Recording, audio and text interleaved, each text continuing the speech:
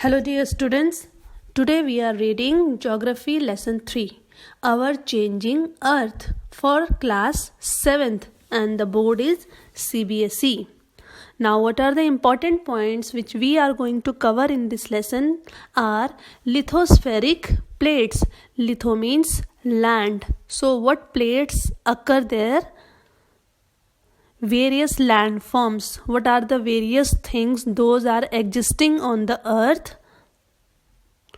And earthquake, how it comes, how it appears, and what are the causes of the earthquake. Let us move. First is lithospheric plates. The lithosphere is broken into number of plates known as the lithospheric plates. As you can see this map of world, so it has been divided into many plates by the geographist.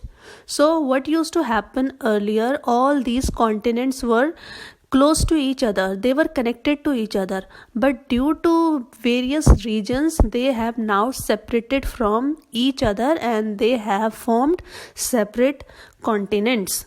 So you can see these are the few important plates in which all our earth has been divided. You cannot see these plates, these are not visible, these are the imaginary plates which are being drawn by the geographist, but they are under the land, under the earth. These cracks, they exist. These plates move around a few millimeter per year. See, these are the plates. What happens? It moves 1 millimeter. The distance from here to here, it is 1 millimeter per year. But if you'll count 100 years, it will be 100 millimeter. If you'll count 1000 years, then these plates will move 1000 millimeter from their earlier position, which is quite a big distance. And plates move because of molten magma, and magma is burning inside the core, and that core's burning magma, it causes the movement and the shifting of the plates. The molten magma inside the earth, it moves in a circular motion. It doesn't mean that some particles of magma are moving towards right, some are moving towards left. No, all the particles of magma, they are moving in a circular motion. Endogenic force and exogenic force. What are they? The earth movements are divided on the basis of forces which cause them. The forces which act in the interior of the earth are called endogenic forces, and the forces that work on the surface of the earth, they are called exogenic forces. Means the forces which are inside the earth, they are endogenic, and the forces which are on the outside the earth, they are exogenic forces. See Earth's movement. The movement is divided into endogenic as well as exogenic forces.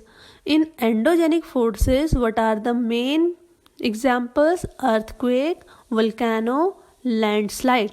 And exogenic forces examples are river, wind, sea waves, and wind glacier. As you can see, earthquake occurs from inside the earth. We cannot see it. It is very immediate action. And similarly, volcano also appears from inside the earth. And landslide also, they are being caused from inside the earth's movement, and that's why all the surface of the earth, they are displaced. But exogenic forces, they are visible to us. We can see them. See, river, when flood comes, we can see flood is approaching. Wind also, when the speed of the wind increases, we also can make out that wind is becoming fierce. Sea waves also, we can see that the speed of the sea waves is increasing, and glaciers also, when they start melting and moving towards downwards, that phenomena also we can see. So whatever forces we can see on the earth, they are known as exogenic, very easy. And the forces which are very sudden and when we cannot see them, they are known as endogenic forces, and they are very,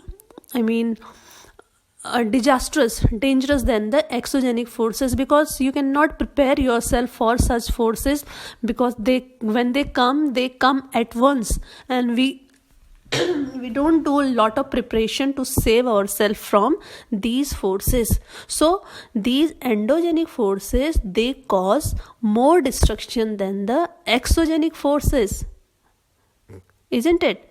If flood comes in river, we can at least run away to some safe place. If wind comes, then also government can make lot of arrangements to make people carry from their those coastal areas. But what will happen in these endogenic forces?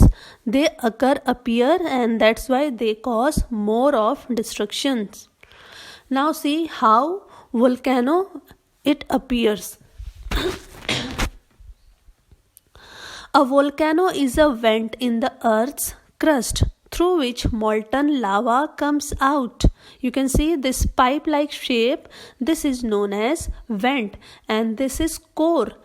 Okay, this is core, and the burning lava, sometimes it becomes so extreme hot that it wants to come outside on the earth's surface. So what it does, it moves towards upside and it starts making its own way. Now this lava has made its own way, and wherever it found some weak crust, means weak layer, it burst from that portion. So here this mountain's crust is very weak, so it has found its way from here, and it has started bursting from here, and it has started coming out from here. So this hole on the surface of the volcanic mountain, it is known as crater, and this magma is containing lot of gases and ash, and this is magma chamber, this is crust, and this is mantle. See, this is the real image of the volcanic mountain, how dangerous. Before magma comes out, see, lot of smoke, dust and ash, it is coming out from the interior of the earth. And see, these are the remains of volcanic material, magma earlier, which must have been come out of this earth's crater. And you cannot see any person residing here, because it is very dangerous to make houses over there or to visit in such an island. Next is earthquake. When the lithospheric plates move, the earth's surface vibrates. In the earlier slide, we have told you that it moves 1 millimeter per year, but sometimes what happens, the movement is a bit dangerous. So when the movement happens downwards, means inside the earth, the upper portion of the earth also get affected and it gets vibration.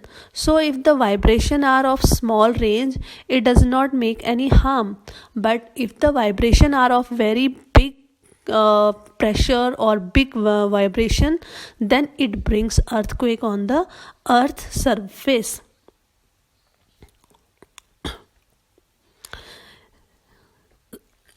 See this diagram, this is known as focus. What is focus? This is where the earthquake occurs. It is the origin of the seismic energy, and the top portion above this focus, it is known as epicenter. And you can see all these waves they moves towards outside. So what happens, only this center portion will have more destruction, and the further will go from this center portion, the destruction will be low and the vibration will be lesser than the this area. So the nearer the area is to epicenter, the more chances of earthquake will be there. Do you know there are 3 types of earthquake waves? They are P waves or longitudinal waves, L waves or surface waves, and S waves or transverse waves.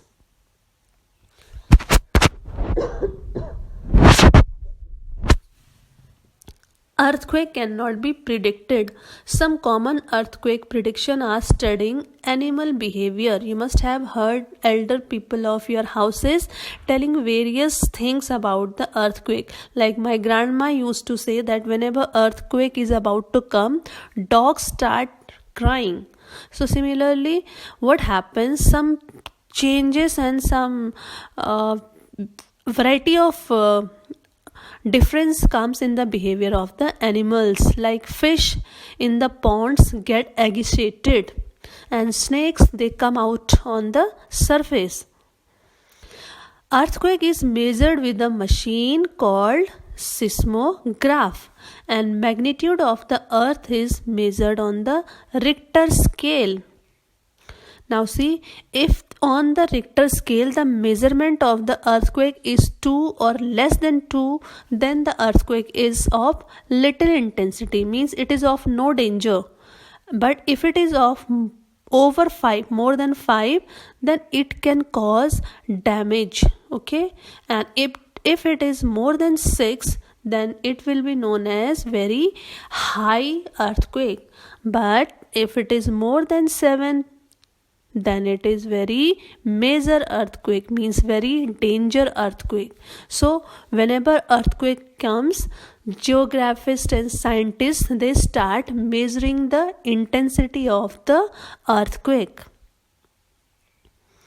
Earthquake preparedness. So what will you do in case of earthquake? Safe spots. First of all, you need to find and look for the safe spots. Suppose you are living in a multi-story building, so you cannot come down, because by that time there will be lot of damages and the destruction. So whatever you find near, like you can hide yourself under a kitchen counter, under a table or a desk, or against or inside corner of a wall. And what are the things from which you need to stay away during the earthquake? They are fireplaces. Wherever there are switches, wherever there is gas cylinder or some fire places, so you stay away from there. And also from the window, because window panels, window mirror, they also shatter. Next, be prepared. Spread awareness amongst your friends and family members, and face any disaster confidently. Talk about these experiences, talk about these precautions to your friends, to your relatives, to your family members, so that whenever such things appear, they can also be keep safe.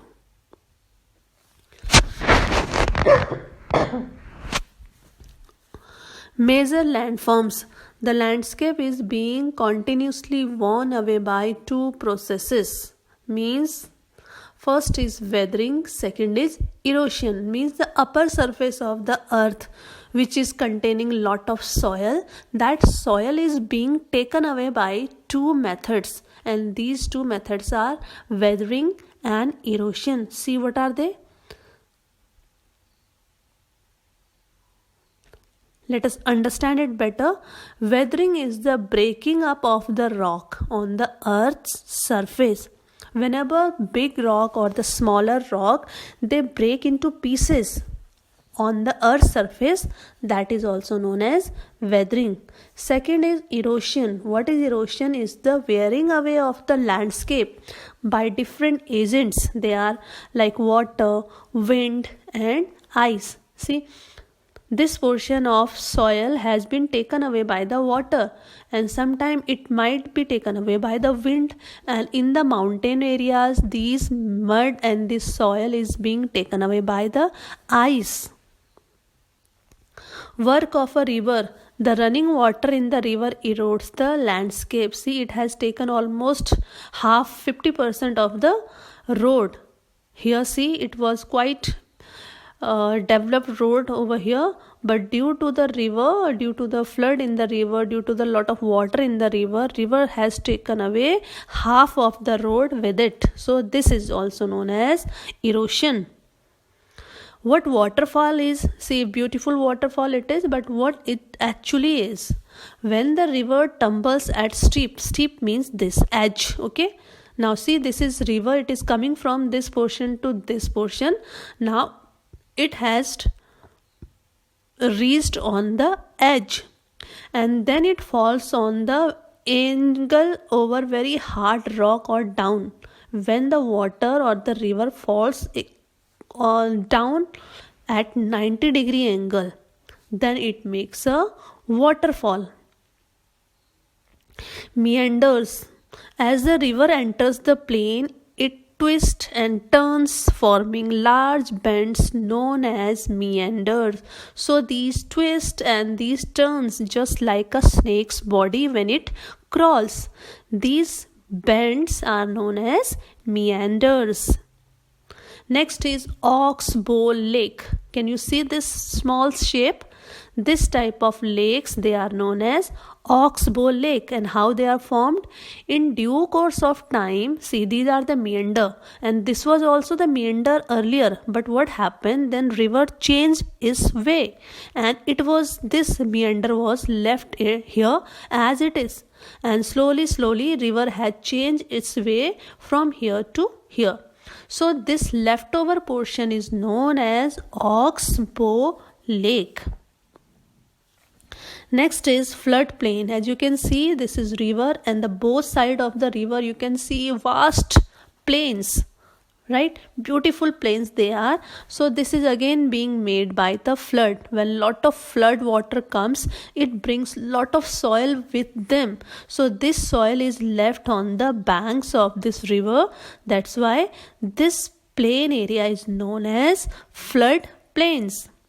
Next is levees. What is levees? This raised platform. River bank. You know what river bank is? The sides of the river, they are known as banks. So this raised platform, it is known as levees. Delta. As the river approaches the sea. Now see, this river is coming towards the sea. This portion towards myself, it is sea. Now see, this river is going to merge into the sea. Then what happened? The speed of the flowing water decreases. Earlier this river was coming with a great speed, but as soon as it reached the ocean, the speed of the river has been decreased, and river begin to break up into number of streams called distributaries.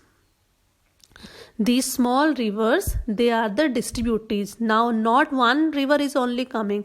This single river has been divided into many streams, 1, 2, 3, 4, 5, 6, 7, many. So these small rivers, they are known as distributary, and each distributary has its mouth. What do you mean by mouth? Where mouth is a place where river water enters the sea. This is mouth, this is mouth, this is mouth, this is mouth. So every distributary has a mouth from where it is entering the sea. And all these distributaries, they are bringing lot of sediment. Sediment means soil or the sand with them. But this sand, they are unable to take it further, and it gets deposited only on this bank. So this deposited sediment is known as delta. It forms very large delta. Sometimes, you know, the biggest delta of the world is Sundarban Delta, and this is also the picture of Sundarban Delta. So there are a lot of mangrove forest. Mangrove forest are such forests which, oh, see, beautiful. So this is sea, and this is almost, this whole area is delta, because this is the sediment being brought by the river.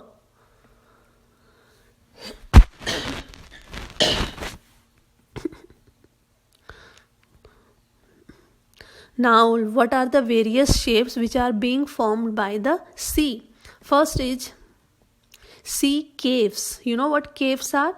These hollow shapes, they are known as caves. Sea wave, what happened? This water of the sea, it continuously strike on this surface of the earth, and with the if suppose even you strike continuously on the wall of your room, there will be a ditch after few months. You can see your hand will obviously also get injured a little bit, but on the surface of the wall also you will see a small ditch or the crack. And similarly, our hands are not so strong as the waves, so waves are more stronger. And similarly, these sea water also contains salt in it, so salt dissolves lot of things, so it has the capacity to dissolve the stone as well. And secondly, when this water continuously strike on these stones, there are lot of hollows, so these hollows make sea caves. Next is sea arches. Now see, earlier it was sea cave. Now again, with the continuously striking this surface of the earth, surface of the rock, what had happened? This stone has also been disappeared. It has submerged in the ocean water and making this kind of arc. It's looking like, see, one small bridge, so only this small arc is left. So these arcs formed by the sea waves are known as sea arches. Next is, now see, now cave is also no more and the arch is also no more, only two pillars are left. So such pillars, they are known as stacks. What they are known as? Stacks, because only walls are left. Rest of the stones, they have been disappeared. Next is cliff. Cliff means almost a mountain, but these are flat mountain near the sea, so these are known as vertically above the sea water. They are known as sea cliffs. Next is beaches. You all are familiar with beaches of Goa, Mumbai, Chennai, Odisha, right? So what happens when these waves, they come on these coast, they deposit lot of sand on the banks of these oceans, bank of these seas. The bank of the ocean is known as shore. It is not known as bank, it is known as shore or the coast. So these collection and these heaps of the sands, they form the beaches. Now let us see what various shapes are being created by ice.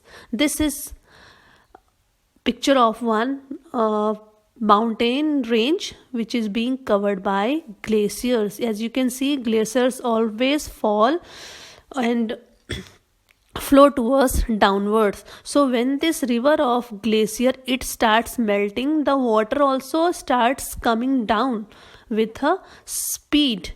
And when this water comes down, it brings all the soil of the mountains with them. Glaciers are river of ice, which to erode the landscape by bulldozing soil and stone to expose the solid rocks below. Next is, glaciers carve out deep hollows there. As the ice melt, they get filled up with water and become beautiful lakes in the mountains. What are next? The material carried by the glacier, such as rocks, big and small, sand and silt, gets deposited. See, this is the deposition being done by glaciers. So such deposition of the rocks and silts is known as glacial moraines. What they are known as? Glacial moraines. Oh, see, mushroom rocks, beautiful. Winds erode the lower section of the rock more than the upper part. What happens when wind moves? It brings lot of sand and lot of soil along with it. But sand and the soil is very heavy, so it cannot fly onto this portion. So sand and soil only flies on this lower portion, and when those particle of the sands they hit this portion of the rock, they get rubbed. And whenever we rub something, it gets smaller in the size. You rub anything, it will be reduced in the size, and same thing happens with this rock also. Its lower portion is being rubbed by wind, sand and soil, and that's why it has been rubbed and its portion has been decreased in the size and making a beautiful shape like mushroom, and that's why these are known as mushroom rocks. Next is dunes. Dunes are the small hills of sand. How they are formed?